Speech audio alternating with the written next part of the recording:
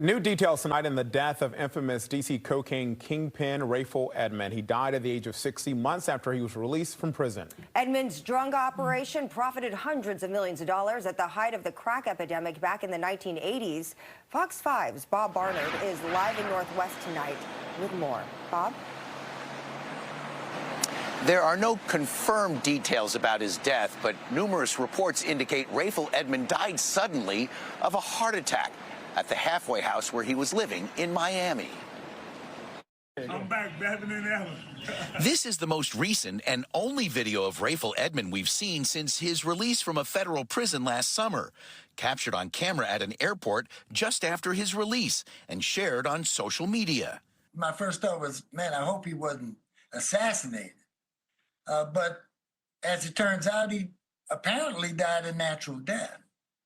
And anybody who's been in prison long enough eating prison food, it doesn't take much to imagine how that can happen. Billy Murphy is one of the attorneys who represented Rayful Edmond over the years. Here was Murphy outside D.C.'s federal courthouse in September 1990, the day Edmond was sentenced to life in prison. This kid was a genius.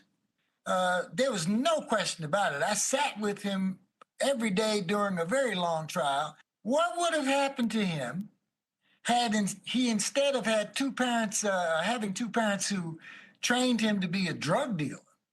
From the earliest of ages, I might tell you, if he had had two parents who were successful business people or business executives who trained him in the right direction.